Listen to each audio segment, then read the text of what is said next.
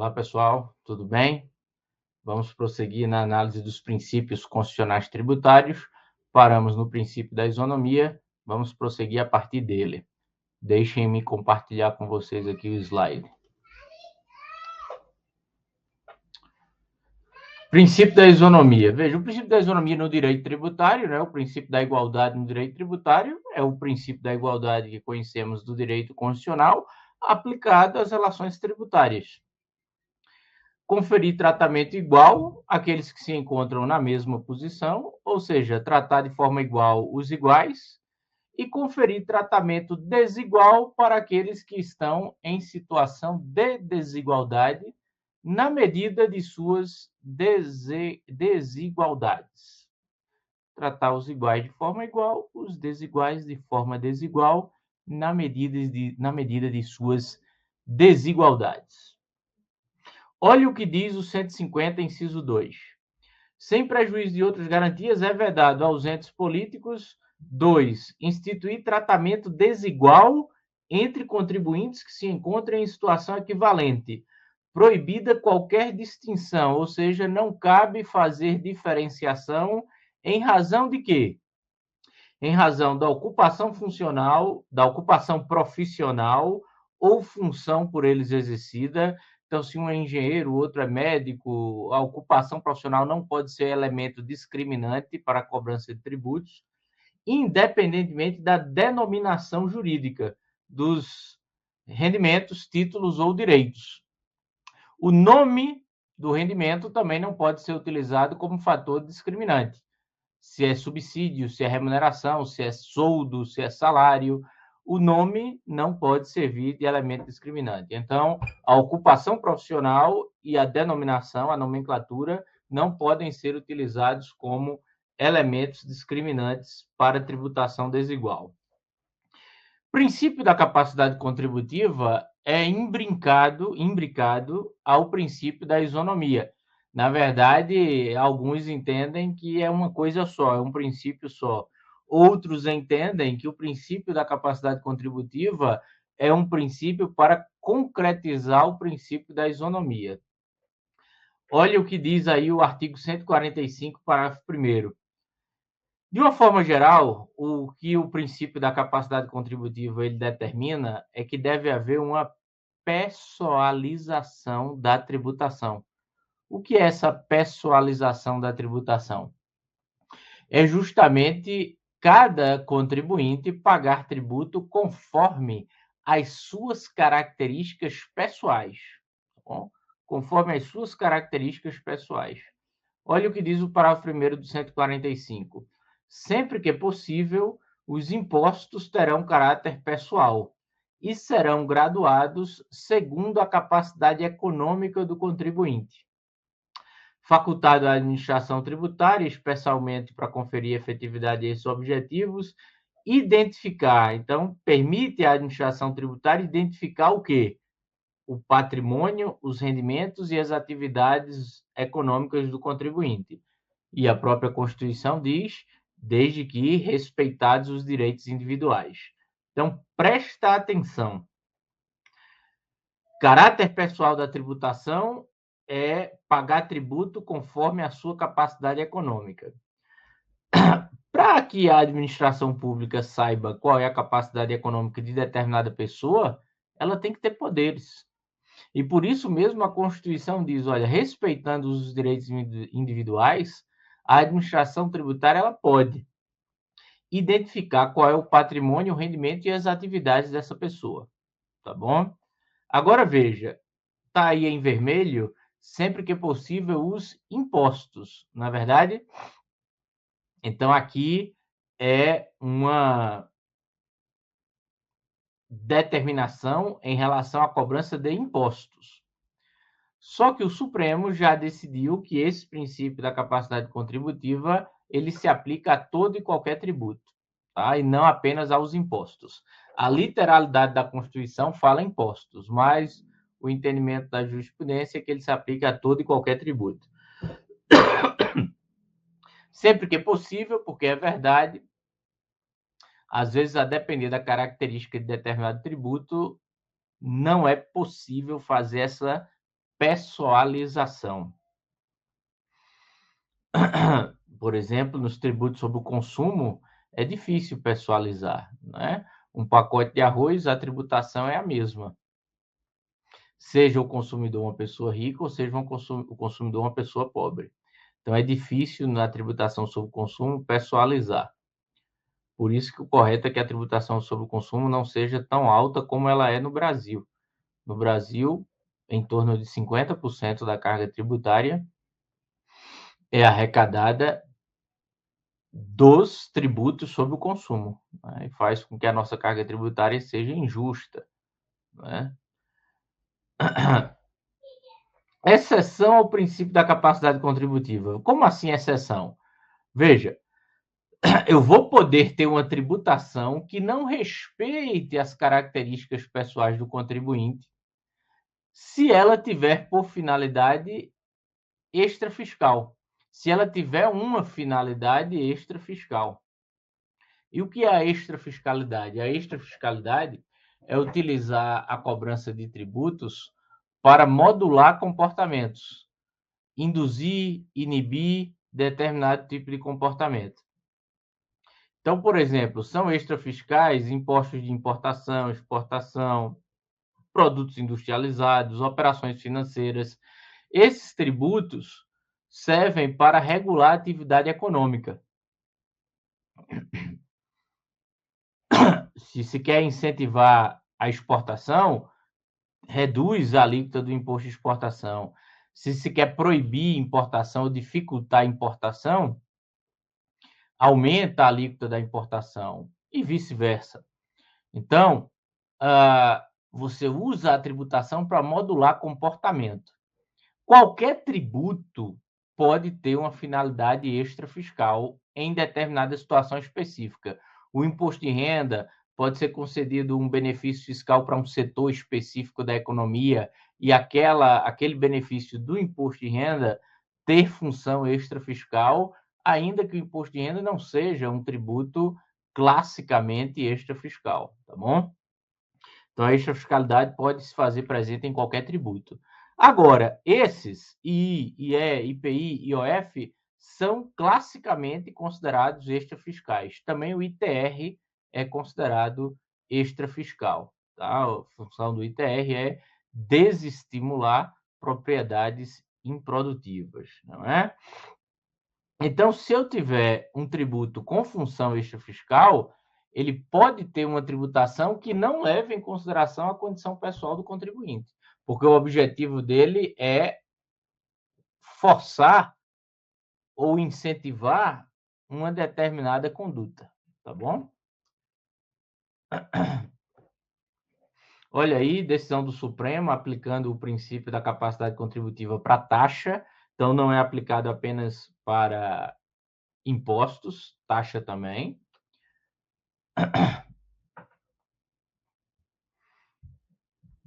Um exemplo aqui, a súmula 667 do Supremo, é um exemplo de concretização do princípio da capacidade contributiva para taxas. Olha o que diz aí. Viola a garantia constitucional de acesso à jurisdição, taxa calculada sem limite sobre o valor da causa. Sem limite sobre o valor da causa, você viola a garantia de acesso à jurisdição e viola também o princípio da capacidade contributiva. Tá? Por outro lado, uma coisa que é muito comum nos tribunais são as custas terem um teto. O valor das custas terem um teto. E quando eu tenho custas cobradas com base no valor da causa, mas que tem um teto de cobrança, essa taxa judiciária ela é constitucional e ela não está violando o princípio da capacidade contributiva, tá bom? Nem também o do acesso à jurisdição. Olha aqui, taxas custas judiciais, é válida a cobrança de custas judiciais, tendo por parâmetro o valor da causa, ou do bem, ou do negócio jurídico, desde que definidos limites mínimo e máximo e tenha uma razoável e proporcional correlação com o custo da atividade, não é? Porque as taxas elas devem ter relação com o valor do serviço prestado ou do exercício do poder de polícia que seja realizado. Né?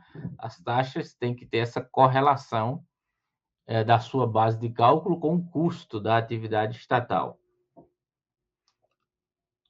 E do ano passado esse julgado, hein, pessoal? Instrumentos para concretizar o princípio da capacidade contributiva. Progressividade de alíquotas. O que é a progressividade de alíquotas? À medida em que aumenta a base de cálculo, aumenta a alíquota aplicada. Por exemplo, imposto de renda, né? Você tem uma faixa de isenção, aí a pessoa ganha um salário, tem uma alíquota, ganha um salário maior, outra alíquota, até a alíquota máxima, que é 27,5%. Então, quando eu tenho essa técnica de, à medida em que aumenta a base de cálculo, aumenta a alíquota, eu tenho a técnica da progressividade. E a outra técnica, que também serve para concretizar o princípio da capacidade contributiva, é a da seletividade. Enquanto a da progressividade, à medida em que aumenta a base de cálculo, aumenta a alíquota, a da seletividade determina que alíquotas diferentes devem incidir a depender das características de determinada pessoa ou determinado produto. Então, a depender do contribuinte ou do objeto da tributação, a alíquota poderá ser diferente. Veja, um critério muito utilizado para a seletividade é o critério da essencialidade. Quanto mais essencial o produto, maior a alíquota. Perdão, quanto mais essencial, menor a alíquota. Quanto menos essencial, ou seja, quanto sendo supérfluo, maior a alíquota, tá? Então, isso aí eu tenho no ICMS, eu tenho no IPI. Produtos básicos devem ter alíquotas menores, porque são essenciais. Então, quanto mais essencial, menor a alíquota. Quanto menos essencial ou supérfluo, maior a alíquota. Eu tenho aí uma seletividade em razão da essencialidade, tá bom?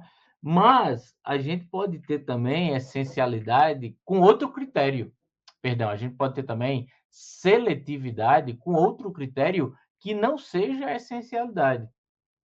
Por exemplo, aí para o IPTU. Para o IPTU, nós temos seletividade em razão da localização do imóvel ou em razão do uso do imóvel. É seletividade, uso e localização.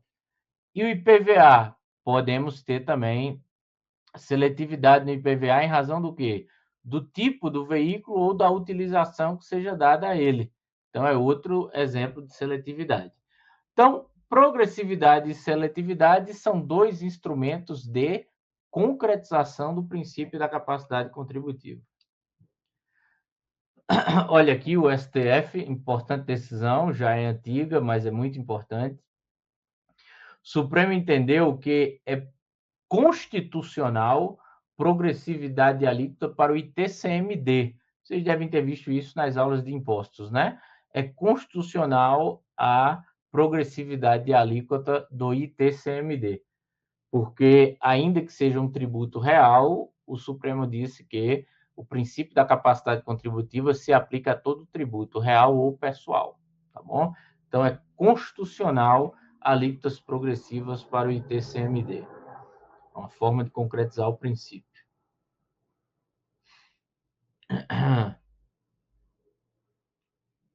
Aqui uma questão importante, tá? Do ano passado, acho até que foi exatamente em repercussão geral. Veja bem, muito importante essa decisão. Energia elétrica e telecomunicações representam um bem, a energia é bem, e um serviço, telecomunicações é um serviço, essenciais. Concordam comigo? São essenciais, certo? Mas o que é que era muito comum acontecer nos estados em relação ao ICMS? Os estados fixavam a alíquota de ICMS sobre energia elétrica ou telecomunicações em percentual superior ao percentual, a alíquota que ele aplicava a todos os bens em geral, a alíquota padrão do ICMS. Então, tinha lá, a alíquota padrão do ICMS no estado era 17%. Mas para telecomunicações ou energia elétrica, ele aplicava 20, 25, 19. O que foi que o STF decidiu? Que a essencialidade do produto, né, a técnica da essencialidade, ela tanto exige que bens essenciais tenham alíquotas menores, como também ela tem um viés negativo. Ela proíbe que bens essenciais ou serviços essenciais tenham uma alíquota maior do que a alíquota padrão que é utilizada pelos estados. Então, o Supremo declarou a inconstitucionalidade da aplicação de alíquotas maiores para energia elétrica e telecomunicações, maiores do que a alíquota padrão que o Estado usa para os bens em geral.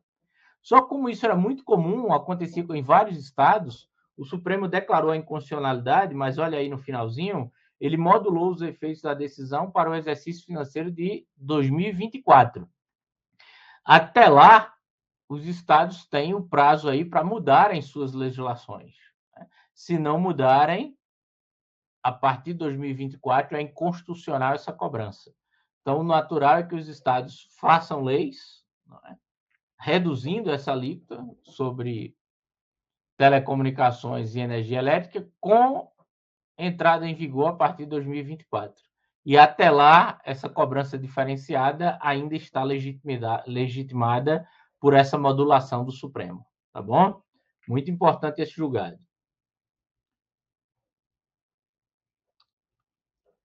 Princípio da isonomia e extrafiscalidade, aqui um exemplo, ó. O regime do simples, né? Não há ofensa ao princípio da isonomia se por motivos extrafiscais a lei imprime tratamento desigual a microempresas e empresas de pequeno porte, afastando do regime do simples aquelas cujos sócios têm condição de disputar o mercado de trabalho sem assistência do Estado. Veja, o Simples é um programa simplificado de arrecadação de tributos, não é? Não é todo mundo que pode entrar no Simples, não é todo mundo que pode aderir a essa forma de arrecadação. Algumas atividades ficam de fora. Aí, alguma dessas atividades que ficou de fora pleiteou no Poder Judiciário o seu ingresso, alegando violação ao princípio da isonomia. E aí o Supremo disse, olha, quando se concede um benefício fiscal por razões extrafiscais, alguém ter ficado de fora dele, alguma categoria ou grupo, isso não é violação ao princípio da isonomia. Entenderam?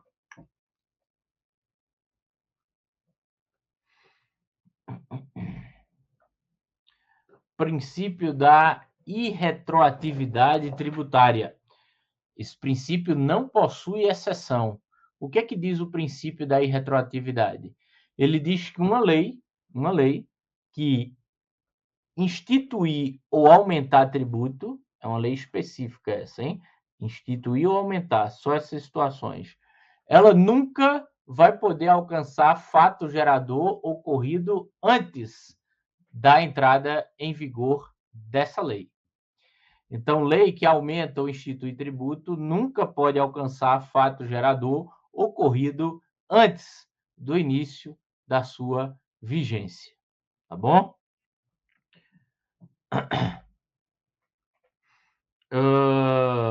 Não tem exceção esse princípio.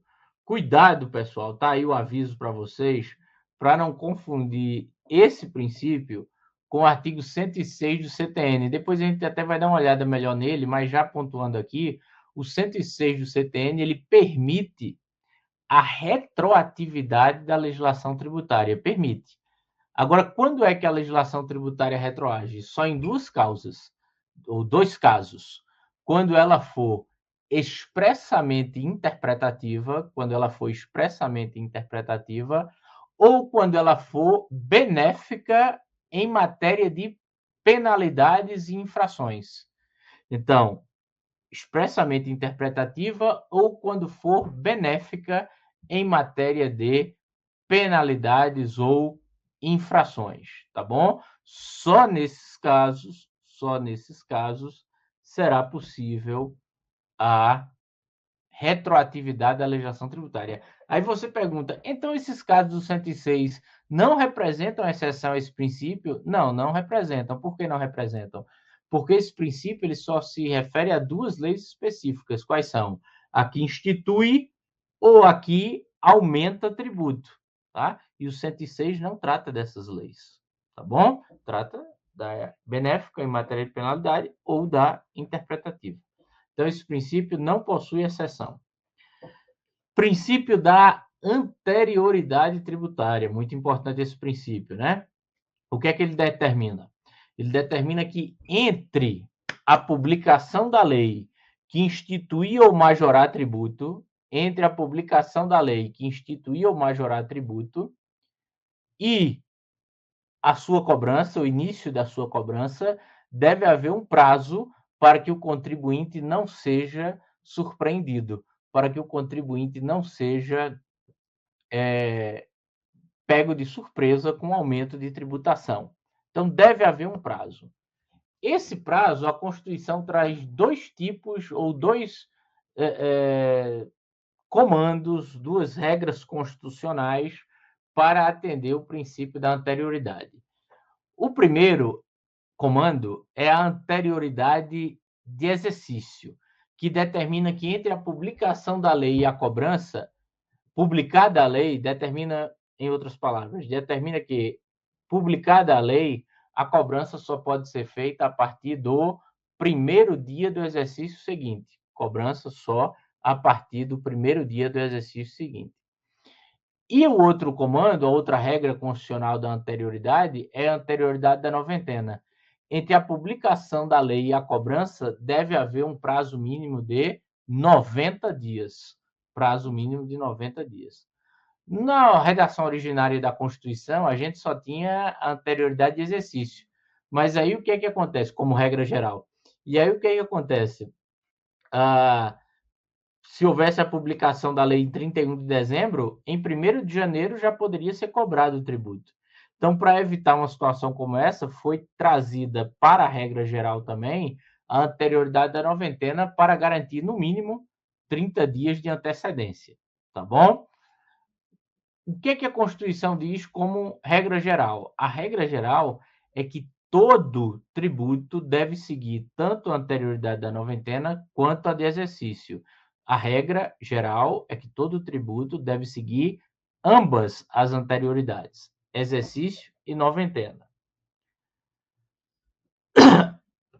Agora, existem diversas exceções, como vocês já sabem, e o que eu vou pontuar para vocês aqui são 3 situações de regra.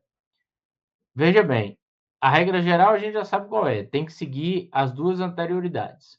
Só que eu tenho um grupo de tributos que só seguem a anterioridade de exercício, são esses primeiros aí, ó.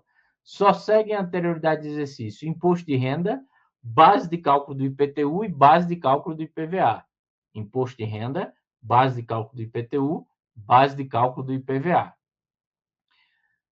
Só seguem a anterioridade da noventena, IPI, contribuições para a Seguridade Social, restabelecimento de alíquota da CID combustível e restabelecimento de alíquota do ICMS combustível. E não seguem qualquer regra da anterioridade, ou seja, publicada a lei, já pode haver a cobrança. IOF, IEG e o empréstimo compulsório nos casos de guerra externa e calamidade pública. Tá bom? Presta atenção, pessoal. Da primeira linha aí, destacar o seguinte, olha, IPTU e IPVA é só a base de cálculo, tá? Se for aumento de alíquota, vai seguir o quê? Vai seguir regra geral. Porque se o tributo não estiver na primeira linha, nem na segunda, nem na terceira, é porque ele segue a regra geral. E a regra geral é que ele tem que seguir ambas as anterioridades. Então, se for aumento de alíquota de IPTU, alíquota de IPVA, segue ambas as regras. Da segunda linha, destacar aí, ó, o IPI, tá? É noventena, ele não está junto de I, IE e IOF, ele está separado. IPI segue a noventena. Contribuições para a Seguridade Social, restabelecimento de CID combustível e restabelecimento de ICMS combustível. restabelecimento de alíquota, né? Se for alguma outra situação, base de cálculo, aumento e não restabelecimento, e se for algo tratando de base de cálculo em relação a CID ou ICMS combustível, vai cair para a regra geral, tá? E aqui da terceira linha, destacar o seguinte, olha, não segue qualquer anterioridade, IE, IOF e EG, tranquilo, né? Mas veja a questão do empréstimo compulsório. Nós temos três tipos de empréstimo compulsório no previstos na Constituição. O empréstimo compulsório, no caso de guerra externa ou calamidade pública, eles não seguem qualquer regra da anterioridade.